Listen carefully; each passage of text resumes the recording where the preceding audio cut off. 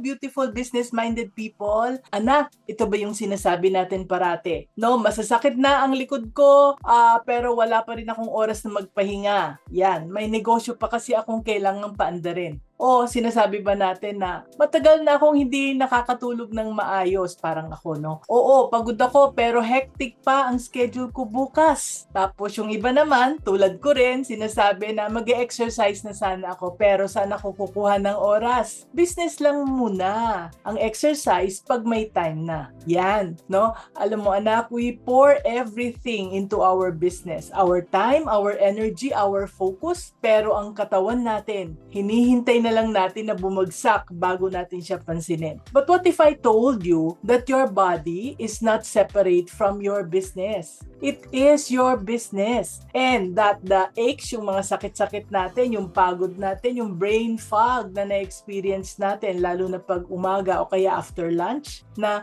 etong brain fog na ini-ignore natin, this is already costing us. Gumagastos na tayo, hindi natin alam. It's already costing us more than what we realize.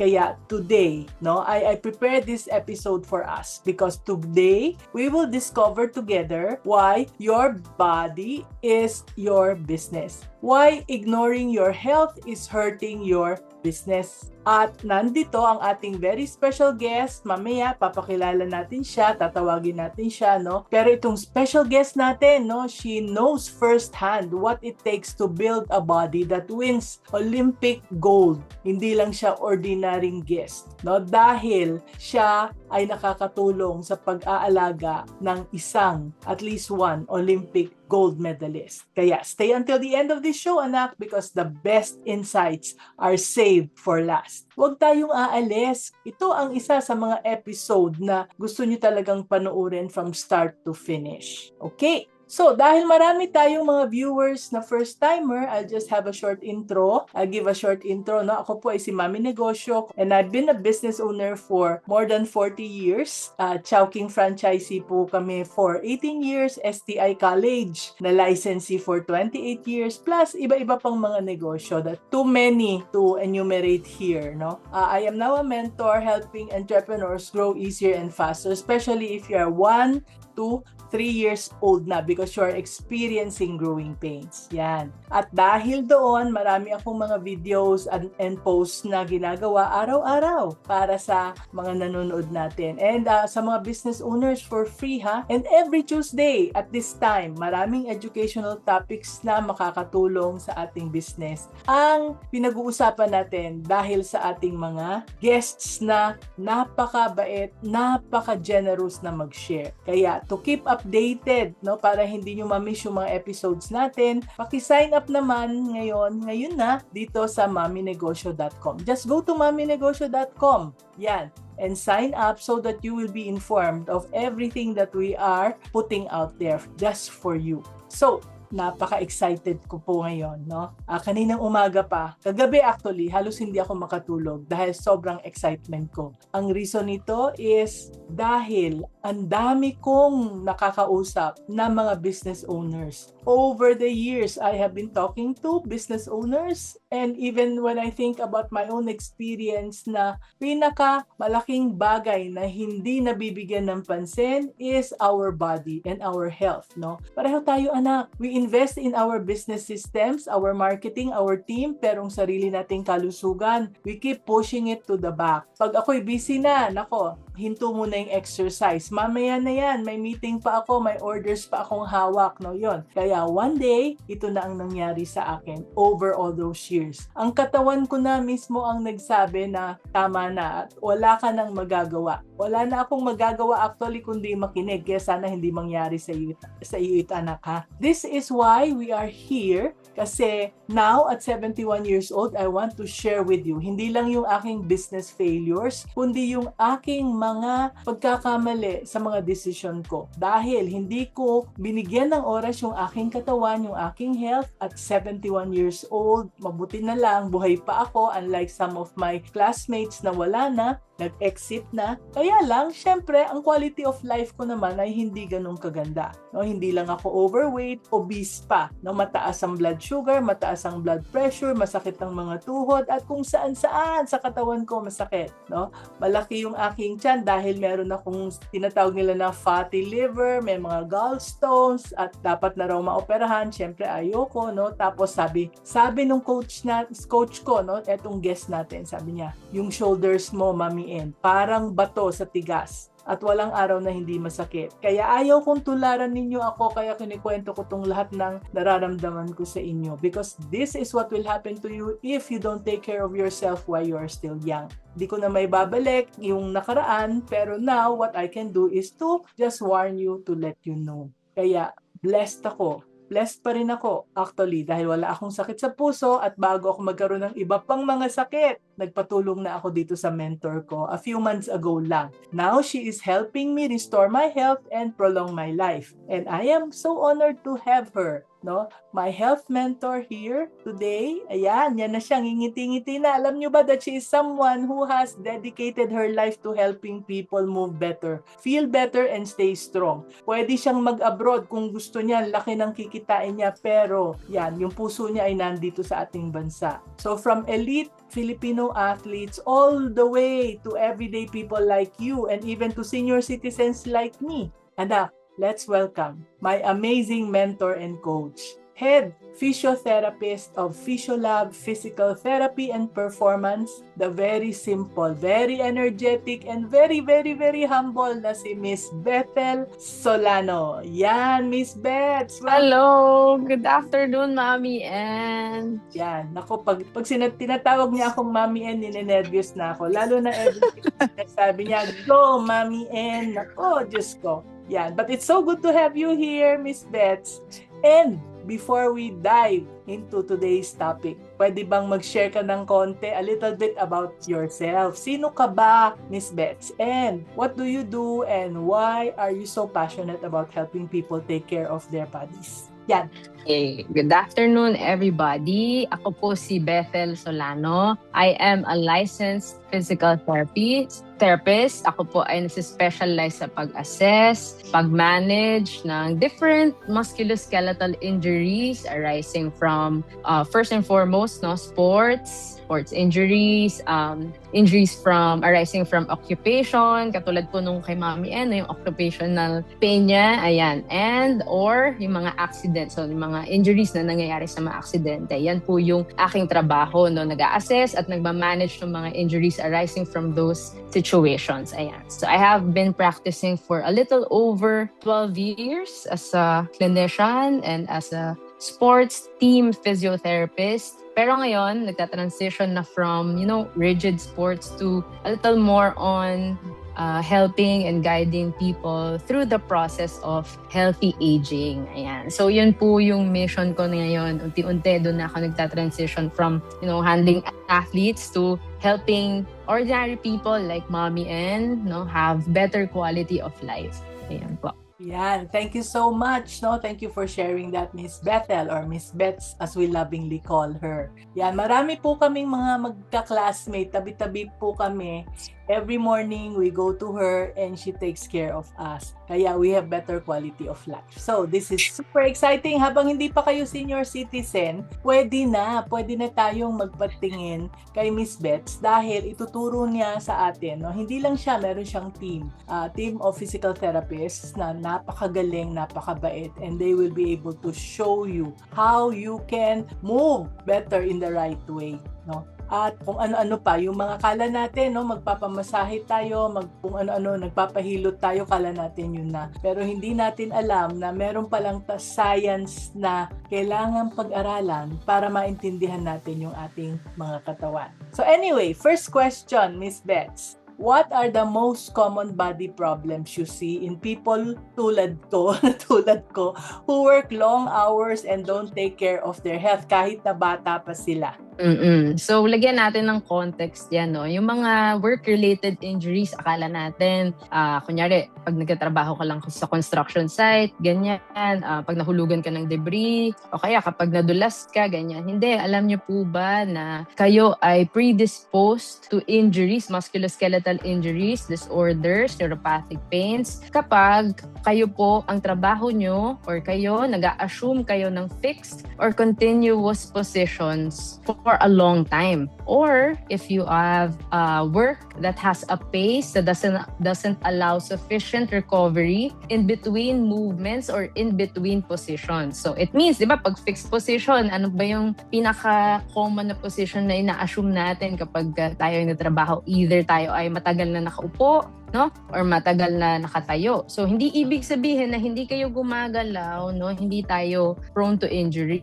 Pero kapag fixed ang position mo at tagal mo dyan sa position na yan, most likely, ikaw ay magkakaroon ng overuse or overuse injury. Ayan. So, kapag then, no, hindi nga ina-allow ng work mo na magkaroon ka ng break. So, whether change in position from sitting to standing, standing to sitting, or from static to moving, meaning pwede kang maglakad, ganyan. Pag sa work, hindi ka ina-allow na gano'n, no? Or hindi ikaw mismo gumagalaw or nag-change ng position mo pag ikaw ay nagtatrabaho, you are predisposed to injury. So, what are the most common injuries na ating nakikita, no, pag ganyan ang posisyon ng mga tao, lalo na sa mga nag-o-office or sa mga business owners na lagi nakatutok sa kanilang laptops and computers, nag-a-answer ng mga emails, inquiries, at kung ano-ano pa, ano. So, usual, pinaka-common ay neck pain, no? Neck, pag sinabi nating neck region, hindi lang itong part na to, kundi itong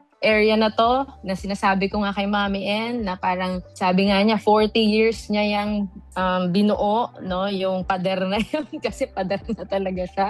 At no, low back pain, no, dahil tayo yung matagal nakaupo, since yung legs natin doesn't bear the weight dahil tayo nakaupo. So almost all of our weight ay nakapunta sa ating lower back. Kaya pag tayo matagal nakaupo, no, sa likod na pupunta yung pressure, doon nagkakaroon ng pain. Ganon din naman pag nakatayo, no? So pag nakatayo, kapag mahina na yung legs natin, hindi na siya nag-work kasi mahina nga siya, sa back din napupunta ang ating pain. Ayan. So pag tayo naman, di ba, may mga trabaho din na that requires us to like walk a lot. So mga tuhod, ganyan. So iba-iba. So yun po yung mga usual na pains, or isa pa pala, ayoko ma-miss out, no, dun sa ating hands and wrist na lagi tayong nagta-type, no? So lagi natin nadadaganan yung kamay natin. So doon pwede magkaroon ng nerve injuries kasi lagi natin nako-compress, no, kung saan dumadaan yung mga nerves areas ng katawan natin. Ayan. So ganun din pag nakaupo, sa puwet naman natin, no, kapag nako-compress natin, may dumadaan din dyan na nerves, lagi nating inuupuan, so nako-compress din yung nerve doon, therefore nagkakaroon ng mga nerve injury. So hindi lang muscle, hindi lang joints, pati nerves natin, pwede natin ma-injure kapag, for those who are like work-related na injuries po. Yun po yung usual. Wow. No, mabuti pa yung construction worker, no, Miss Bets? Kasi dahil ina-avoid nila yung mga work-related injury, pwede silang mag-helmet, gano'n. So kaming mga nakaupo, ang dami palang pwedeng sumakit na wala namang kaming helmet na magagamit sa puwet or sa shoulder. And I think kasi yung sa kanila mga acute, no, at nado-document, so parang nagagawan agad nila ng remedyo. Pero kasi pagdating sa workplace, no, unti-unti yung pain eh. Hindi siya yung biglaan siyang sasakit, no? So, unti-unti siyang sumasakit over the years pa. Hindi lang siya like isang araw, pagdating na next week, mas masakit na siya. Hindi siya ganun. So, parang hindi siya napapansin at hindi rin siya nagagawan ng remedy, or hindi natin siya nagagawan ng solusyon sa workplace usually. Kaya nagiging ganun. Parang mas okay pa na doon sa ibang mga hazard kasi at least yun, na-action na nila agad. Pero pagdating sa office o sa workplace, hindi. Kasi hindi masyadong pinapansin. Ganun. Tapos, Miss Beth, meron akong mga kilala na ang negosyo nila is e-commerce. So, meron silang order every time. So, parati silang nasa cellphone nila nakaganon. Siguro, Correct. Nung kapanahonan namin, walang injury na ganyan. No? Ngayon siguro may ibang klaseng injury na yung parating nasa cellphone. Anong tawag doon? Phone, no? Yung mga digit natin. Yun nga, pagka meron kang pressure dun sa particular area ng katawan mo na dun mo laging pinuput yung pressure mo, then nagkakaroon talaga ng mga overuse injuries sa mga joints na yon. Eh yung di natin alam na ang daliri natin pwede rin magkaroon ng osteoarthritis. Akala natin ang weight bearing lang, no, ay tuhod. Pero ang daliri is also usual area to have arthritis. Kasi nga kung lagi mong binibigyan ng pressure yung joint na yan, then magkakaroon talaga ng inflammation. Pwede magkaroon ng inflammation dun sa area. What age usually ang alam ko yung mga osteoarthritis na yan pag tumatanda na at saka nadidevelop. Nangyayari ba yan sa mga bata? Yes, it can happen at any age, at any stage of our lives, depending on yung intensity ng activities natin and frequency of the activities. Nangyayari siya usually early onset kapag we're talking about here osteoarthritis and not the rheumatoid. Yung rheumatoid kasi autoimmune disease yun eh. Pero yung osteoarthritis is the degeneration of the joints, no? So, it can happen early on sa stage ng ating life kapag kunyari, usual yan sa athletes kasi they've been using their bodies for high intensities at the early stages of their lives and then continuous yung intense activities na yun. So, mas madaling napupudpod ika nga sa layman's term ang ating mga joints kasi nga ginagamit at intense yung mga activities na ginagawa. So, pwede siyang maging early onset. And also, kapag hindi rin tayo masyado naman, di ba, extremes yan eh. So, overactivity and underactivity can cause early degenerative changes in the body. So, kapag hindi ka naman, medyo sedentary naman tayo, so, ibig sabihin ng sedentary, wala tayo masyadong physical activity. So, mostly, nakaupo tayo, nagsusocial media tayo, or lagi tayo nasa computer natin, wala masyadong movement sa ating katawan, then it may also cause early onset of degeneration dahil nga you're fixed in one position again. So yung pressures laging nasa isang area lang ng katawan natin. Kaya pwedeng mag-cause dun sa area na yon ng degeneration early on in our life. Wow, no? So kaya pag sinabi mong athletes, no, ibig sabihin 20s, 30s, pwede na, no? Yes, 20s, 30s, pwede na silang maka-experience ng early signs of degeneration. Yun po. Okay, ganun pala, no? So kaya everyone, we have to really pay attention, no? Kami dati wala kaming cellphones kaya hindi kami nagkaroon ng problema dito sa mga fingers namin, no? But then now that you are young, so watch out. So ngayon itatanong ko na, no? So Miss Beth, how does body pain and poor health actually hurt our business? Yung ating focus, yung ating energy, at yung ating decision. Ako alam ko yon, pero I'd like to hear that from you. Okay, no? So, syempre, pag wala tayong pain, pag wala tayong na-experience na pain, 100% yung focus natin kasi wala tayong iniisip na ibang bagay, no? Pag tayo ay nagtatrabaho. Pero once we experience pain, no matter how small it is, it can take away some of your focus na dapat or your energy na dapat ginugugol natin sa ating trabaho. Pero instead, you think about, bakit kaya masakit to? Ano kayang pwede kong gawin para mawala yung pain, or kailan kaya mawawala yung pain to? Bukas ba pagka mawawala na ba tong pain ko? So, imbis na yung energy mo or yung focus mo napupunta sa trabaho, pero dahil meron kang hindi ina-address na pain, actually sa una, konti lang, diba? Pero dahil hindi mo siya pinapansin, hindi mo binibigyan ng panahon or hindi mo minamanage, then akala mo mawawala, yung pala hindi. Then, pag mas mataas na yung pain mo at parang medyo hindi na siya nawawala at medyo matagal na siya, ilang linggo na siya or ilang buwan na siya, nandyan pa din siya at pa-intense yung pain. Then it comes debilitating na parang ang nangyayari na, imbis na ma-motivate ka to stand up or move or to go to your job, parang di ko na kaya, parang ayaw ko na, no? So parang di lang nawawala yung energy mo, di lang nawawala yung focus mo, pero it can come to a point na it can physically debilitate you that you'll be unable to be efficient or to do your job, no? Kahit pa, kunyari, sabihin mo, hindi naman ako gagalaw sa work ko, so baka okay lang. Pero baka kunyari, pagka start mo pa lang nung work mo, di ka pa nagsisimula, no? Masakit na agad yung likod mo. Then, imbis na, yun nga, nabibigay mo yung attention mo dun sa gagawin mo, pero dahil meron kang iniinda na sakit, baka mali na yung magawa mong desisyon, or baka mali na yung masabi mo, or baka may masabi ka na dapat hindi mo sabihin, or baka may makalimutan kang gawin, no? Dahil na imbis nga na nakafocus ka dun sa gagawin mo, sa priority mo, which is your job or your business, iniisip mo on the side yung pain na experience mo. So, it can affect everything, no? Hindi lang physically, pero mentally, no? Marami nakaka-experience and akala natin pag physically debilitated tayo, hindi naaapektuhan ang ating mental and emotional. Actually, it is directly proportional to your pain, no? So pag mataas yung pain mo, pwede ka talaga ma-predispose to depression, low motivation, and low focus sa ating work. So yun po. Yeah, thank you, Miss Bets, no? Hindi ko alam na hanggang depression pala aabot yan, ano? Pero sa experience ko,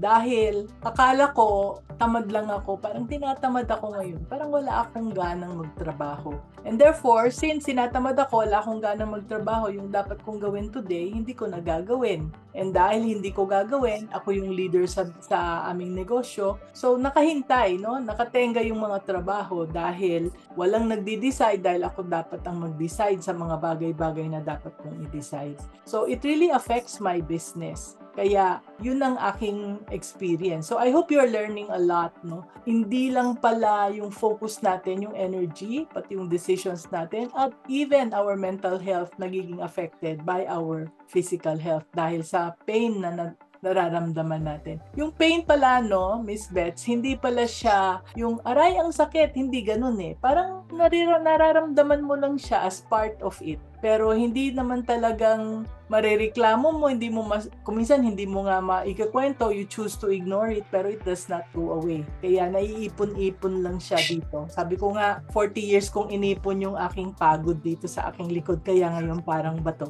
Tama, Miss Beth? Opo. Totoo po yan. So, yeah. Pain is complex. So, hindi lang siya yung sharp pain. It can be dull, na parang di mo ma-explain. Ano ba, mabigat. Pwede din siyang heavy, no? Pwede siyang achy. So, iba-iba yung pain na nararanasan naman. And it's complex. So, hindi lang manggaling. Actually, hindi siya physical. So, pwede naman baliktad, no? Your mental well-being can affect you physically. So, may mga tinatawag tayong somatic pain. So, when you are stressed sa trabaho, it can also cause yung mga tightness around here, diba? So, pag mga sinasabi ko minsan, or pag lack of sleep, actually, kapag di tayo natutulog, Mami Ed, no? Nasabi nga ni Mami Ed, example nga siya, na kapag di tayo we don't have sufficient and quality sleep, it can also affect us physically. So, pwede doon mag-arise yung ibang pains, yung aches natin, yung mental fog natin, ayan. So, kapag di natin tinitake care yung aspect na yun yung pwedeng mag-cause sa atin ng pain. So, pwedeng vice versa. The physical can cause the mental, affect our mental well-being. The mental well-being can affect our physical well-being. So, it can go both ways po. Yan. Thank you. Thank you very much, Miss Bets, no? Sabi kanina, for those who just arrived, no? So, sabi kanina ni Miss Bets, ang importante para hindi tayo nagkakaroon ng mga injury, mga pains, kailangan magkaroon tayo ng movement sa pagtatrabaho natin. Hindi yung nakaupo lang tayo, nasa isang position lang tayo for a long, long time. So, kahit na shoulder, kahit na paa, kahit na kung ano-ano pang mga parts ng body, we need to move. And now, for busy business owners who say that I have no time to exercise, pinag-usapan na rin lang natin yung movements. Ano yung mga simpleng movements, Miss Bets, na they can do right now, even while they are working? Okay, so actually the most important thing to do first is to break away from your fixed position. So kung anong position mo, kung nakatayo ka, pwede ka umupo muna. Or kapag ka nakaupo ka, tumayo ka muna. Actually, that simple change of position can help you in a way. Ayan. So kung kunyari, nakaupo ka, pwede ka naman tumayo, maglakad-lakad konti, 1 to 2 minutes actually. So ang rule is between 30 to 60 minutes.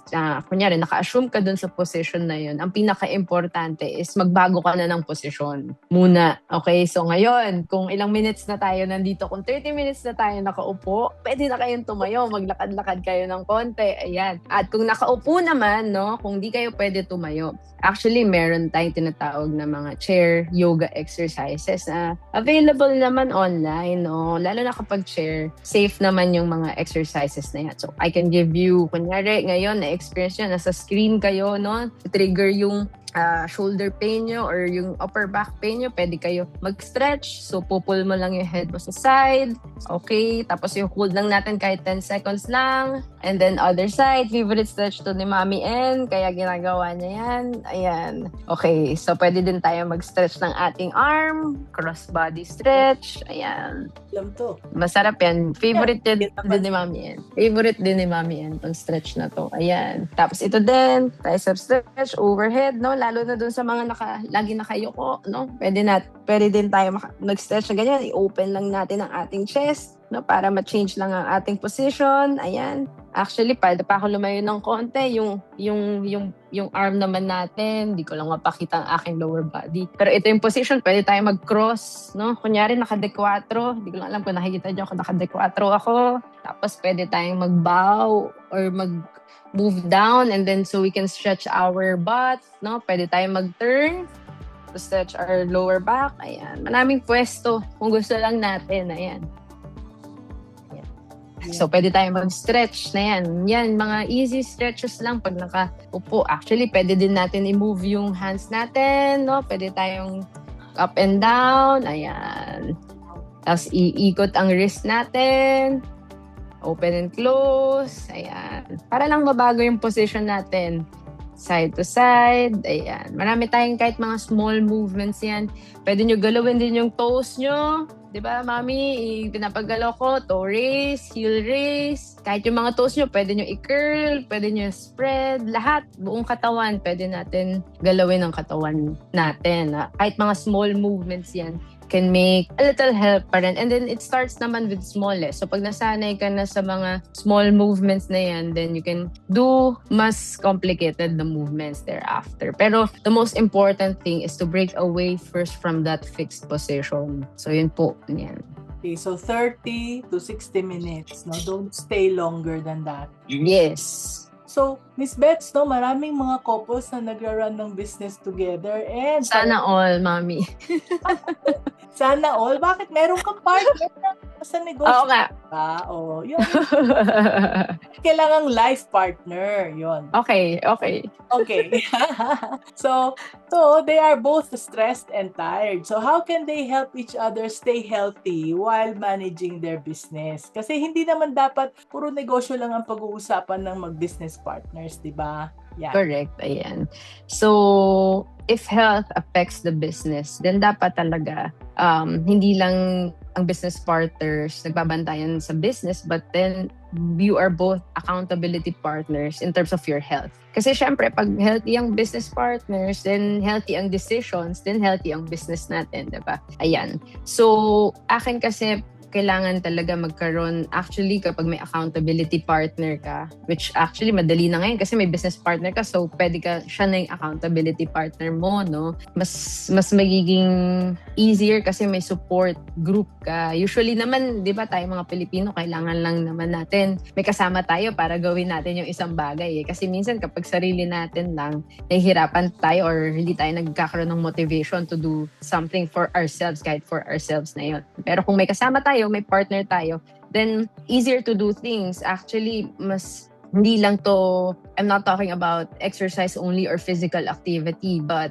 health as a whole, kailangan maraming factors that are involved. Like, let's say, sleep, no? Nutrition, exercise. And also, actually, ang kinakalimutan natin is consultation with a health professional. Di ba yun nga, sinasabi natin lagi, prevention is better than cure, no? So, hindi lang tayo actually dapat pumupunta sa ating mga medical professionals, whether doctor, physiotherapist, nutritionist, psychologist, kapag may problema tayo. Kasi ibig sabihin nun, hindi na natin inalagahan yung sarili natin, kung ganon, di ba? So, dapat nagpapakonsulta tayo sa ating mga medical professionals to ask them of their opinion on how to improve our quality of life. Like, let's say, magpapacheck tayo sa every year, di ba, may ang companies naman, may APE. There's a reason for that, no? To detect kung meron bang early signs of a disease or kung wala naman, how to maintain that good quality ng ating, kunyari, pag tayo ay nagpapa-check up, yan, ng ating heart, ng ating blood, ganyan. To consult a physical therapist, katulad ni Mami N. Pero yun nga, meron na siyang konting pain, pero hindi nyo naman ako dapat lang i-consult pag meron na tayong nararamdaman na pain. Pwede nyo ako tanungin, Ma'am Bethel, paano ba ako makabuild ng habit para makapag-exercise ako or makastart ako ng physical activity, ganyan. So, pwede tayong magkaroon ng collaboration or ng accountability with someone na, or kunyari, actually, more on sa pagkain din. Kunyari, kung asawa mo yung kasama mo sa business, di ba? Yung lulutuin nyo sa bahay. Minsan, mahirap mag-diet kapag yung lulutuin sa bahay is hindi, ano tawag dito, healthy in a sense na kunyari, walang fruit, walang vegetables. Ayan, mas madali kapag parehas kayo agreeing on what to eat, di ba, in the house. Mas madali actually mag-build ng good eating habits kapag as a family, yun yung kakainin nyo. Kaysa yung kunyari, ikaw lang kakain, tapos biglang yung mga katabi mo ang kakainin, fried chicken, french fries, burger, ganyan. Di ba? So, mahirap mag-build ng habits kapag yung environment mo hindi supportive. So, kaya importante na yung business partner mo is also your partner in health, in good health. So, yun po. Yan, thank you so much, no? So, given that, totoo yan ang sinasabi mo. Kasi tulad naming mag-asawa, nahihirapan kami dahil hindi ako mahilig sa gulay, hindi ako mahilig sa isda. Siya naman, yun naman ang gusto niya. Tapos ako, mahilig ako sa meat, pero hindi naman ako nagka-carb. Siya naman ay nagka-carb. Yung ganon, ang hirap, hindi magkapareho yung eating environment. At nalilito yung bibili ng food.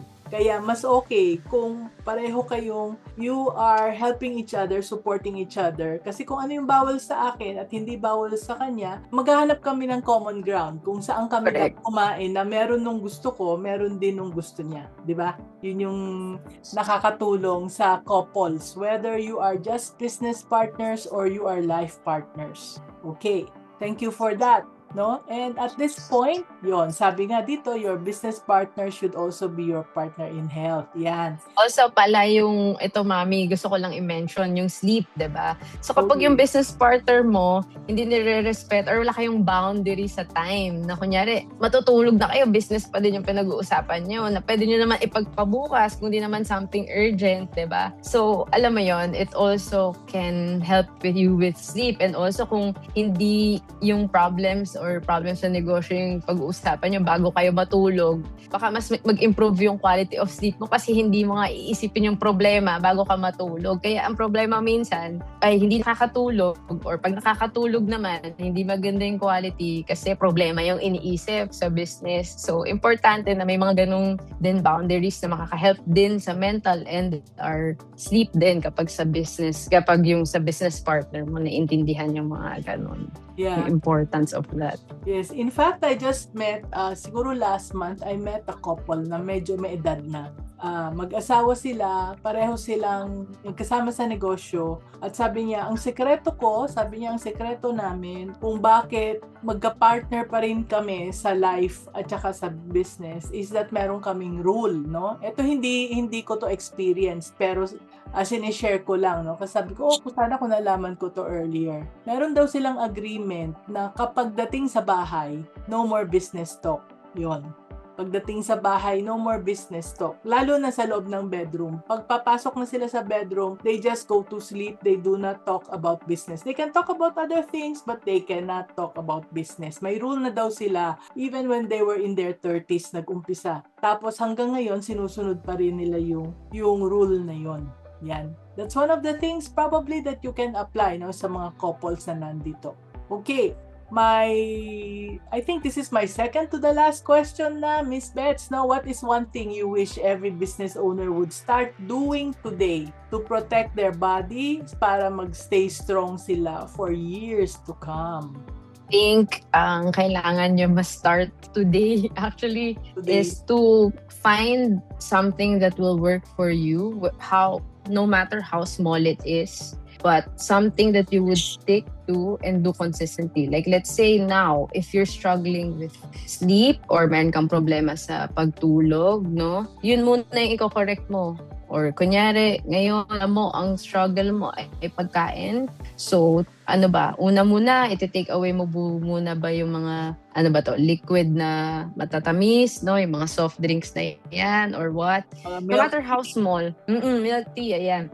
But something that you think you can be consistent with, then I think doon tayo mag-start. Or let's say, ngayon, ang gusto mong tanggalin is yung uupo ka ng matagal or kunyari, babawasan mo na imbis na nagso-social media ka for 15 minutes, maglalakad ka sa labas, no? For 15 minutes, you're gonna replace something na less productive. Like let's say yun nga, yung pag-social media to a more productive physical activity, maglalakad ka or magsistairs ka. Ayan. So, yun ang gusto kong gawin nyo. Mag-isip kayo kung saan kayo nagsistruggle and feeling nyo yun yung pinaka naapektuhan yung daily life nyo and therefore yung business nyo, then doon tayo mag-start na hanapin yun. Or kung meron kang parang nararamdaman na matagal na, whether pain or bodily or systemic siya na hindi mo pa pinapakonsult with a medical professional na matagal mo nang dinidelay kasi nga wala kang time. Pero ngayon, I think gusto ko na bigyan nyo siya ng time na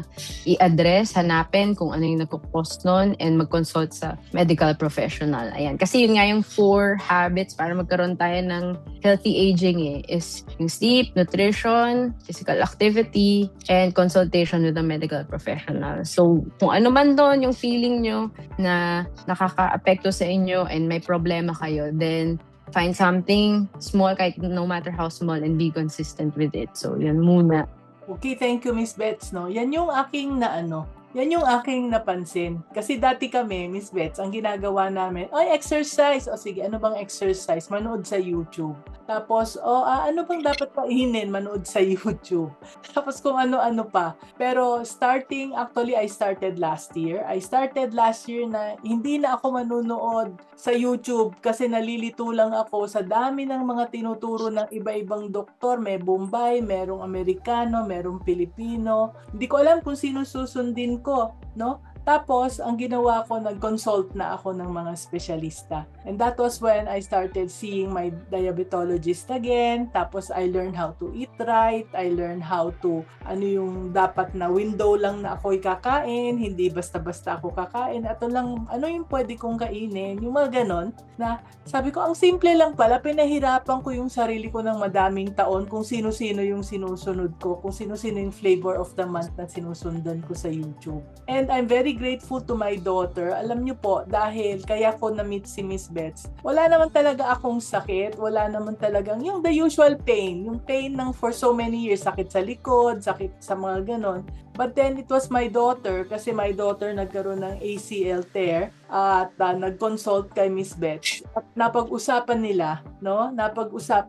na pwedeng may mga exercises na dapat gawin and so on. Kinukulit ako ng nung anak ko until finally I said, sige na nga, magpapakonsulto na nga ako. Kaya nagpakonsulta ako kay Miss Beth. And that was when I realized kung anong kailangan ng katawan ko. Kala ko, katakot-takot na tumbling na hindi ko naman kaya ng gawin. Hindi pala, simple lang pala ang kailangan ng isang 71-year-old na tulad ko. Kaya wag na nating pahirapan yung sarili natin, no? At magpakonsulta tayo because that's the number 4 na hindi ko, alam ko sleep, exercise, nutrition, pero hindi ko alam na yung number 4 pala ang makakatulong sa akin. No, it does not have to be Miss Bets, no? You just go and consult the people that you need to consult just to know, to simplify your search for answers. Yun. No? But I'm not saying that bad ang YouTube. Marami ring natututunan dyan. Sa totoo lang, every more than 1 year na tayong merong Facebook live interviews every Tuesday. Ang dami nating topics na pinag-uusapan. Kaya sa ating YouTube channel, marami na rin tayong mga long videos, more than 100 na, at marami ring mga short videos, no? Nagulat nga ako the last time I checked, I think last month ko lang chinek to. Aba, ang dami ko na palang video, more than 4,000 videos na pala kami sa aming YouTube channel na sana makakatulong sa ating lahat, no? Kaya instead of just watching Netflix, you can subscribe to our YouTube channel. No, kahit na 15 minutes a day habang naliligo kayo, pakinggan nyo ako. Hindi nyo ako kailangang panuorin. Pakinggan nyo lang ako, okay na. No, I'm sure dyan sa 15 minutes na yan, may mapupulot kayong lessons na makakatulong sa business ninyo. I promise you that, no? So, I'm just sharing all the experiences I have, kung yung mga pagkakamali ko, pagkakamali ng aking mga coaching clients, sinishare ko sa inyo para matutunan ninyo yung mga lessons and you can succeed faster and easier.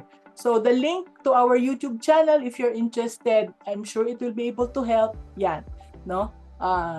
youtube.com/maminegosyo. Yan. So, nasa end na tayo ng ating show, kaya tingnan natin, no? Tingnan natin yung mga questions dito. Ang daming questions dito. Umpisahan natin. Alam kong maraming questions dito kanina si Anton. Unahin natin si Anton.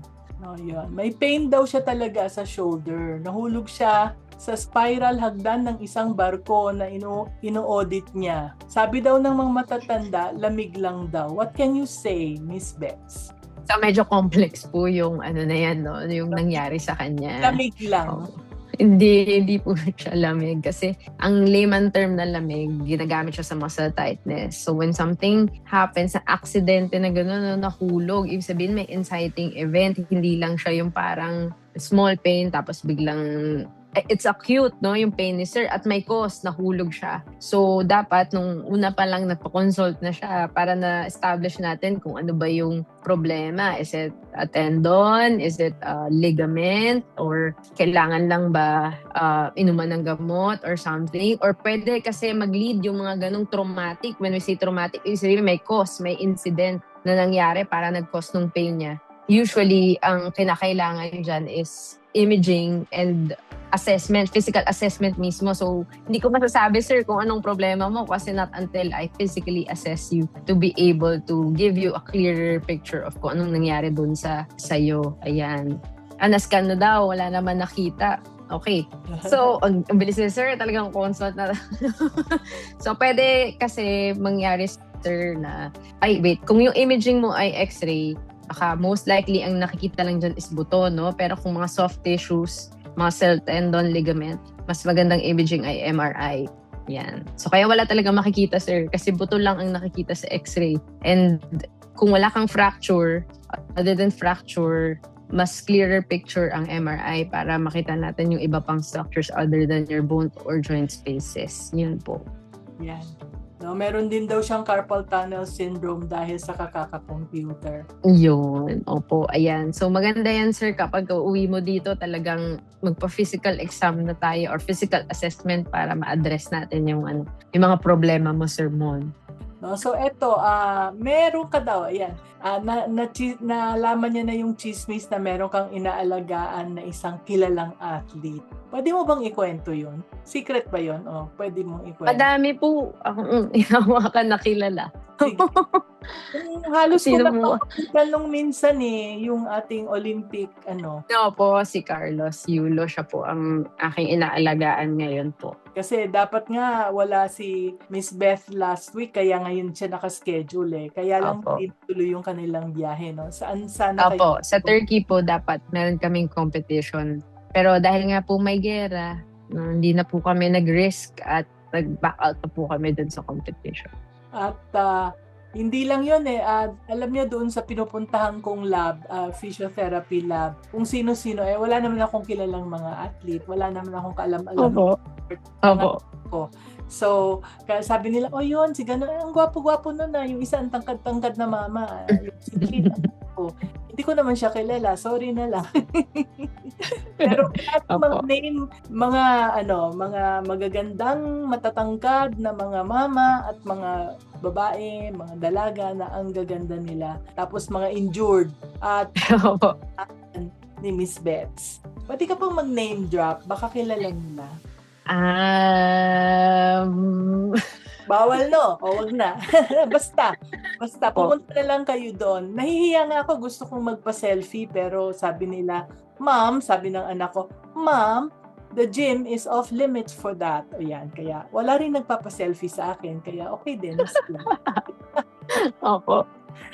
Yan. Okay, eto question from Catherine Joy Cardano. What can be a practical routine for busy business owners to prevent body aches? Yung can consistently commit with it po. Ito yung sinabi mo dati. I remember I asked Miss Betse, what's the best exercise? Sabi niya, the best exercise is the one that you're gonna do. Kasi kahit anong sabihin ko, hindi mo gagawin, wala rin. Sige. Correct. Natin, Oo. Miss Catherine Joy.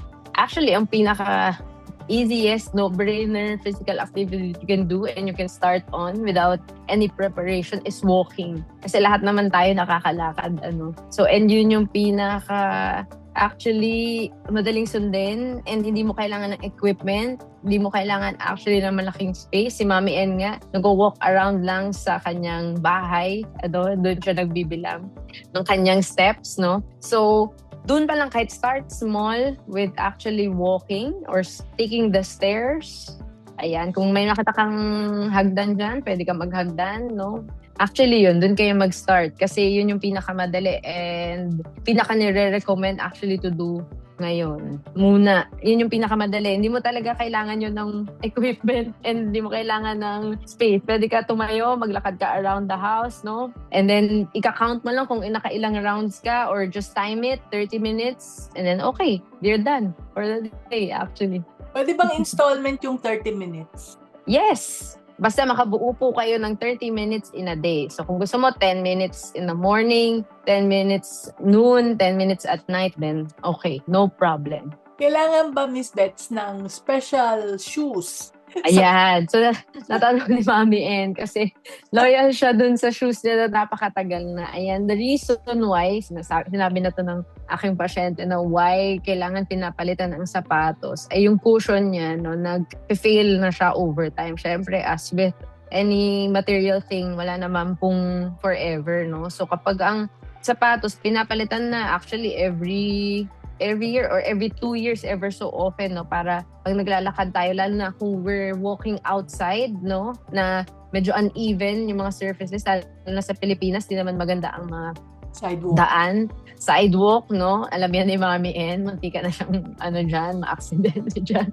So, mas maganda na may support yung shoes natin para ma-protect yung ating knees. Kapag supported ang ating foot, maganda ang ating footwear, then less stress sa joints natin, whether it's on the ankles or sa ating mga knees. So, yon. Pero, kung mag-walk lang naman around the house, no, hindi mo na kailangan ng special footwear dyan kasi flat naman yung surface sa bahay. So, yun po. Pero pag walking outside, recommend ko po na naka-rubber shoes kayo or kung may maganda kayong support na shoes. Ayan. Walking shoes. So, pwedeng tsinelas lang kung sa bahay. Yes, pwede. Basta maglakad ka. Yun muna yung una mong gawin. Pero Miss Bets, paano ko malalaman kung dapat ko nang paltan yung aking shoes at wala nang support? How do I know na yung support? Actually, una din kung sumasakit na yung paa mo, na kung dati naman, pag sinusuot mo siya, di sumasakit yung paa mo or sumasakit na yung tuhod mo or pag nakikita mo, pag tumayo ka, tapos lubog na siya or nagpa-flatten na siya, then it's time to change the shoes na. At kung bumubo ka na, di ba, Mami N, kung nakasmile na yung shoes, no, si Mami, ayaw niya i-let go yung shoes niya. Meron siyang loyalty doon sa shoes mo. Sentimental value. Kaya kahit nakangiti na yon, dinidikit pa rin niya. So, isang malaking na yon, sign na kailangan na palitan yung shoes. Kaya ayaw na papalit. Na siya talaga, promise na. Nakabalot na siya, hinihintay na lang yung magmamanan. Opo. Okay, 2 shoes na ipapamigay ko dahil talagang natutunan ko. Kasi akala ko, sabi ko, okay pa naman yung paa ko, hindi pa masakit. Kaya lang, yung pala, affected pala. Pag ang shoes ay hindi okay, affected hanggang tuhod. At pag sinabi ng tuhod, ay ayoko na. Sige, mag-i-invest na ako sa good shoes. Okay, alright. Si Catherine Joy pa rin. I experienced recently severe frozen shoulder apart from physical restrictions. Naapektuhan talaga ang mental health niya kasi I was not able to do yung dating nagagawa niya sa business. Kaya need to submit SA series of physio treatment. Anong po? Frozen shoulder kasi, no, kahit siya, ngayon, meron ng nilabas na research about it na it's not one-sided na let's say, pag frozen shoulder may problema. It's a multifactorial syndrome or disease, some underlying issues like let's say, ang pinaka-related siya is metabolic issue. So pag meron tayong frozen shoulder out of nowhere na hindi ka na-aksidente or walang nangyari sa shoulder mo, most likely daw related siya to metabolic diseases like let's say diabetes. No? Pero although hindi yun yung nagkakos, no? Pero it's a mark na baka kailangan mo i-check yung blood sugar mo first and foremost. So endocrine issue siya. Plus, kunyari, stress. Actually, stress-induced ako. Kapag stress ka, so may mental aspect siya. Yun yung actually more aspects na tinitignan nila na kailangan pag tinitreat yung frozen shoulder, hindi lang yung shoulder yung i-address, kundi the other aspects of it like the metabolic or endocrine issue plus yung mga mental stresses, sleep, ayan, diet, yan, yun yung mga actually related to frozen shoulder. So complex siya, hindi lang siya orthopedic issue. Yun yung recent study ngayon. So buong katawan mo pala talaga, no? Hindi. Yes po. So ito naman sabi ni Anton, ayon daw kay Doc Alvin, di daw maganda kapag nakaupong de cuatro at cross legs. Is it true ba, Coach Beth? Ay, hindi po. I mean, anything naman na sobra, sabi ko nga, pag fixed position yan, masama yan. So kung nakadekato ka ng matagal, then dun siya nagiging masama. Pero kung uupo ka ng nakakadekatro ka for let's say less than 5 minutes, then I don't see any harm naman dyan. Actually, ginagawang position pa nga yan to stretch the glute area, lalo na kapag matagal ka nakaupo, diba? So, yon, I don't see any harm in that. As long as you don't prolong that posture, yun, dun siya nagiging harmful. Nagiging stretch pa nga yan, yung Jonah Pablo says, how can we improve na hindi magkakaroon ng leg cramps? Common na na-experience if working sa kitchen for long hours. Yeah, ako din that night, bigla akong in the middle of the night, nagising ako at nagkaroon ako ng leg cramp. So how do we work on that? Ayan. So, another problem, no, na feeling natin orthopedic or muscular lang. Kasi muscle cramps nga siya. Akala natin muscle lang yung problema. Pero again, multifactorial siya. So, it can be one, actually, is sleep or fatigue. So, kapag kunyari, yan, mangyayari po talaga yung cramps sa kitchen after working for long hours. So, ibig sabihin, na-reach na ng katawan mo yung limit niya. Kaya siya ay nag-aalborot na, kaya siya ay magka-cramps na. So, it's something neural, no? Complex siya. Pagpagod yung katawan mo, yung mga nerve impulses mo sa iyong katawan hindi na nag-work. Kaya pwede mo over-excite yung nerve na nagsusupply dun sa muscle. Masyado na itong scientific, no? Kaya nagka-cramp up siya. Pangalawa, pwede din yung sinasabi nila before, na hydration or electrolyte. Kapag hindi po tayo, we can get hydration or proper nutrition. So, kapag kung nag-work ka long hours, nakakalimutan mong uminom ng tubig at nakalimutan mong kumain, so that can also lead to cramps, no? So, and then, actually, stress then can cause cramps. Ayan. So, marami siyang factor. Nutrition, sleep, again, doon pa rin tayo babagsak, and also stress. So, lahat yan pwede mag-contribute sa cramps. So, ang advice ko is find out kung ano ba yung bad habit na nagagawa mo and replace it with a good habit. Let's say, okay, pag natrabaho ko, I think kailangan kong uminom ng tubig or kailangan nakakakain ako. I find time to drink or I find time to eat para hindi ako magka-cramps. Diba? Or kung nakatayo ka nga ng matagal, baka nga kailangan mo umupo muna saglit and elevate your legs, no? Para mag-recover naman yung legs natin kapag tayo ay nagtatrabaho. Or feeling mo puyat ka nung araw na yon, no? Kailangan makabawi ka sa tulog. So, find out kung ano yung pwedeng maging cause ng cramps mo, kung bakit nangyayari yun sa'yo. So yeah, we talked about shoes kanina, no? We talked about shoes. How about socks? Nabanggit din ni Anton na importante ba yung socks na isusuot habang nag-exercise or naglalakad? Ayan. So, syempre po pag masyadong manipis, no, baka depende nga po kung saan kayo lalakad. Kung alam nyo na medyo challenging yung surface na yung paglalakaran, mas maganda syempre mas makapal ng konti. Kasi baka naman ang mangyari, manipis, no? Tapos medyo challenging yung surface na inyong paglalakaran, then it may cause pressure dun sa area kung saan kayo nagbibigay ng load, then baka magkaroon kayo ng bruise or pwede kayo magkagasgas or pwede nga blister. Blister lang naman yung mangyayari sa'yo dyan. So, ayun. Kaya maganda din yung proper socks. Basta wag lang po masyadong manipis. Yung medyo may cushion ng konti is okay. Thank you so much. No? Ang dami pang question. Okay ka lang, Miss Bets? Yes, go po. Okay, ito. From Cabalya, Madeline. Ano po ang opinion nyo tungkol sa chiropractic care? Okay po ba siya for lower back pain na caused by injury? Ano pong ibang best treatments aside from chiropractic? Ayan. So, nakatouch po tayo ng medyo controversial. Ayan. So, actually, when a practitioner says one thing is the solution to your problem, then don't listen to them, no? Kung sinasabi sa'yo ng chiropractor mo na doing the session with him, yun na yung solution, then hindi siya magandang practitioner. But when the chiropractor says, working with him and another practitioner, meaning kami, physical therapists, to improve your overall back health, then okay siya. Kasi usually naman, hindi lang dapat chiropractic yung ginagawa. And also, dapat kung recommended siya by your primary physician or kung yung orthopedic or rehabilitation doctor mo, ni-recommend siya, then okay. Pero kung directly sa kanya ka lang nag-consult, then I don't think that's wise. So, kailangan may ibang medical practitioner on board ka sa iyong care na nagre-recommend dun sa chiropractor or chiropractic session na para gawin mo yon. Ayun. Okay. So, yun lang. Yun yung masasabi ko doon. Hindi pwedeng siya lang. Herbularyo, siya lang ang makakapag-cure sa'yo. Medyo delikado din, ano. Pero nakakatulong din naman ang chiropractic. Depende.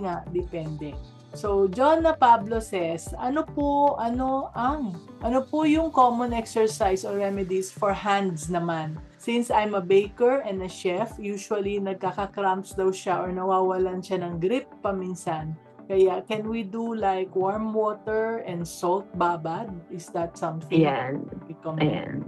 So, gusto ko lang ma-clear na baka kung nawawalan lang po kayo ng grip kapag napapagod na kayo. Pero kung talagang yung weakness nyo ay nagpo-progress, baka iba na rin po yung sakit na nararanasan nyo. Kasi kunyari, may mga neuropathies that can cause weakness. Or let's say, kapag both hands parang nangingimay, no? Parang meron dong mga metabolic issues, like let's say diabetes is related also to neuropathy sa ating mga kamay at mga paa. So, gusto ko lang ma-clarify na ang ating sinusolusyonan ay nagka-cramps na siya at the end. So, ibig sabihin, pagpagod na, no?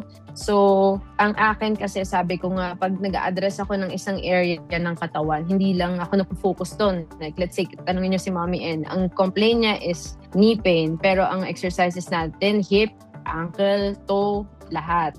So, meron siyang shoulder pain, pinapalakas ko yung mid-back niya, pinapalakas ko yung shoulder niya. So, the arms. Totality.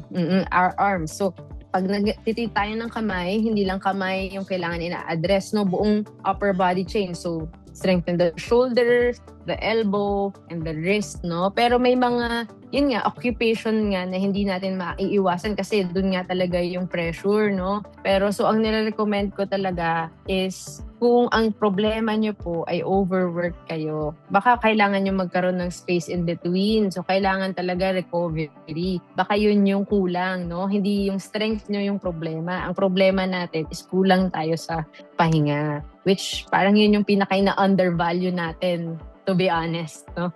So, ma'am, kung nagka-cramps na yung katawan nyo or yung kamay mo, baka ang ibig sabihin nun, kailangan nyo talaga mag-stop at mag-rest. So, wala po kailangan i-address na strength sa inyo. Baka kailangan nyo lang talaga magpahinga. So, yun po. aray-aray, no? Tinatamaan. Oo. So, lahat tayo, I'm sure marami sa atin na tinatamaan dyan. Kaya kailangan i-remind natin yung 30 minutes to 60 minutes change position. Ang nakakatulong sa akin ay sineset ko ng aking timer sa cellphone. May cellphone naman eh. Para paalala lang sa akin na, hoy, change position. Minom ka naman ng tubig. Tumayo ka, kumuha ka ng tubig dun sa gripo. Something like that. No? So, let's do something also to take care of ourselves. Yan. Si Windy naman, Granada, parang pareho rin ang kanyang similar. No? Nasa kitchen po kasi ako lagi, gumagawa ng cakes and pastries like almost every day from 5 a.m. to 8 p.m. po sa kitchen, nakatayo. Uupo lang po pag lunch break. Exercise na din po ba yan? If nakakalakad-lakad naman po ako from one table to another. Ayan. Ayan naman tayo sa Tama naman, no? Ang sinasabi ko nga is meron tayong sinatawag na physical activity versus exercise, no? Hindi po yun exercise kasi ang kaibahan is the intention, no? Pag sinabi nating exercise, the activity is intended to strengthen the body, no? Ang tawag po sa ginagawa natin na pag naglalakad tayo sa work, that's physical activity. That's also good kasi nga dapat naman hindi nga fixed yung position natin. Pero when you say nga sa kitchen ka, no, nakatayo ka, hindi ka nakakaupo, then that's also a problem. Nakakaupo ka lang pagkakain ka. So, and the working hours is malala exceeding, no? 8 to, 5 a.m. to 8 p.m. Okay, so 15 hours in total and then you get what? 1 hour break? I don't think that's good also. So I think the problem is baka kailangan niyo po mag-delegate. Baka pwede po kayo mag-delegate ng trabaho para hindi po kayo lahat yung nagtatrabaho dyan. And actually, yun po yung problem ng a lot of business owners, no, Mami? And Yes. na hindi po tayo nagde-delegate ng trabaho. Feeling natin dapat tayo lagi yung gagawa. Kaya ang nangyayari, tayo yung nagtitake ng toll doon sa lahat ng problema. Hindi lang problema ng business, but also your health, your physical health, mental health also. And so, probably learn to delegate so you can take more time off. I mean, okay, kung ako rin po, nag-work din naman ako ng 13, 14 hours. But when kailangan ko na umupo, uupo ako talaga. So, magde-delegate ako, magsiset ako ng boundary. Pag di ko kaya, mag-a-ask ako ng help. So, I think that's what is important, more important. Ayan, ganun po. Kasi usually, sinasabi natin, kaya ko pa naman. No? Kaya lang sa kakakaya ko pa naman, we forget that we're getting older, napapagod na tayo, hindi na tayo tulad noon, na as years go by, yung kaya ko pa naman, pag hindi tayo nakapag-develop ng second in command, pag may nangyari sa atin, patay yung negosyo natin. No? It will stop. Paano tayong magluluto? Paano tayong maggagawa ng cakes at saka pastries? So, yun. No? So, if you need help for delegation, we have courses for that. No? Ewan ko kung ready ang link. No? Meron tayo yung aming Get One Task Off Your Plate na course in delegation. That is very helpful. Tapos, meron din siyang, meron another course to help you find the right person to delegate to. Yun. No? At saka sasabihin ng iba, paano naman yun, Mami? Hindi kami marunong mag-hire, parating palpak yung na-hire ko, tapos tuturuan ko sila, tapos wala rin, kami pa rin, bumabalik pa rin sa amin yun. Ang symptom nun ay, ang symptom lang yun ng maling delegation, mali yung taong na-hire, at mali yung proseso sa pag-hire. Kaya meron po akong 3 courses for that. So yeah, the Get One Task Off Your Plate, you can start from there, no? Without paulit-ulit na training. That will help you delegate step by step, dahan-dahan. Parang ginagawa sa akin ni Miss Bets, no? Dahan-dahan niyang pinapalambot yung aking likod, tinutulungan niya akong maging more flexible. Kaya kanina nagulat yung anak ko pag uwi ko, pag sundo niya sa akin, sabi niya, kaya mo ba itong buhatin, Mom? Sabi ko, oo. Ay, nga pala, I forgot you just came from the gym. Sabi niya, nagulat siya. Dati masyado ako consistent. And then, okay. So, sabi ni R. Beling, can you recommend brand ng Ortho shoes? Ortho shoes po. Para saan ba?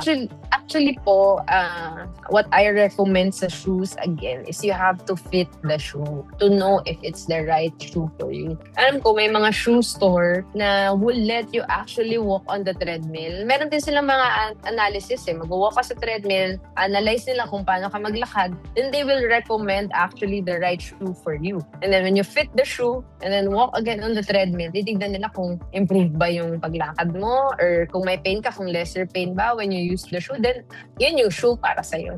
So, wala po akong one brand na recommend kasi again nga, iba-iba tayo ng paa and iba-iba tayo ng activity, no? So, kung meron kayong pagkakataon na pumunta dun physically sa store and then fit the shoe and then walk around with it, then do so para malaman nyo kung yun ba yung tamang sapatos para sa inyo. Ito naman si Anton sabi niya yung I think this is potassium and B12. Maybe you're talking about, narinig ko na to potassium daw and B12 na supplements for yung mga nagka-cramps. Have you heard about that, Miss Bets? Yes, pero again nga po, better nga to, kahit supplement pa yan, to consult first kasi baka meron na may mga conditions kasi na hindi pwede basta-basta mag-take ng potassium or B12. Gusto lang natin na safe natin siyang matitake. Pero naturally, pwede mo naman makuha yun Pwede ka kumain ng saging, di ba? Pwede kayo kumain ng basta kumain kayo actually kapag ka nagtatrabaho kayo para po hindi nababawasan ng ating gasolina kasi yung food po ay fuel natin or doon po tayo kumukuha ng energy for the rest of the day. So kung hindi po tayo kumakain, hindi tama yung kinakain natin, wala tayong right fuel to fuel us for the day. So mag-give up talaga yung katawan natin. Ito naman from Chris, na Marie Chris Sagirel, sabi niya, kahit na complete yung kanyang sleep every rest day from work, pero nagkakos pa rin daw ng anxiety. So ano daw yung nagkakos ng anxiety? Alam niyo po, yun. Isang topic na actually hindi ko touch on deeply pa kasi nga po hindi po yan yung aking field, no? So baka po hindi nga yung lack of sleep ang nagkakos ng anxiety, baka many other factors that can cause your anxiety. My recommendation is consult a professional and get help. So you would have personalized management on your problems. Okay, so yun na yung ating last question unless meron pang iba. Do you have any final words for our viewers? Ang final word ko po, again, is find something that works for you, no matter how small, as long as you will do it consistently. Something that I've already said to Mommy, and especially to those who have not been really active for most of their life. Ang importante lang is find something that you are actually interested to do and stick to it and do it consistently. And tumayo tayo at maglakad. Yun lang yung ko. Huwag tayo magstay sa ating mga upuan at ma-stuck sa ating mga telepono. Go out, get some sunlight, walk around, breathe, and be grateful for the life that we have. Yan, no? I'd like to thank you for sticking until the end, everyone, no? So, Miss Bethel here, please tell our viewers how they can connect with you. I'm sure maraming mga may mga tanong pa at hindi lang nila naitanong dito. Yan. And pwede nyo po i-follow yung Physiolab sa Physiolab Physical Therapy and Performance sa lahat ng social media, Instagram, and actually not lahat. So Instagram and Facebook lang po kami. So you can Napakayo sa TikTok. Di pa nag-TikTok. Millennial po ako so medyo old-fashioned pa. Instagram and Facebook lang po. You can send us a DM and we'd like to work with you. We'd like to see you here sa aming clinic and facility. You will be impressed. Actually, marami silang machines. Meron silang mga machines na yung David. Nako, saya-saya nun. Para kang naglalaro ng video games habang ikaw ay nag-exercise. Doon ako natutuwa. Yun. Yes. Sabi ni, these are, kayo lang ba ang merong ganon? At marami yes, kami lang po. Kami lang po ang meron nun sa Pilipinas. The David Health Machines, yes.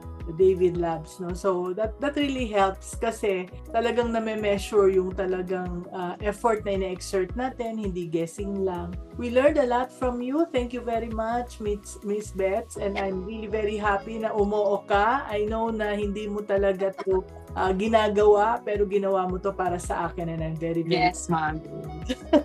hindi siya Thank you rin po, Mommy, for inviting me. Had Yes. so much fun po. Okay, so until then, keep shining. Thank you again, Miss Bets. Keep shining ka ha, and keep being business-minded Pinoy.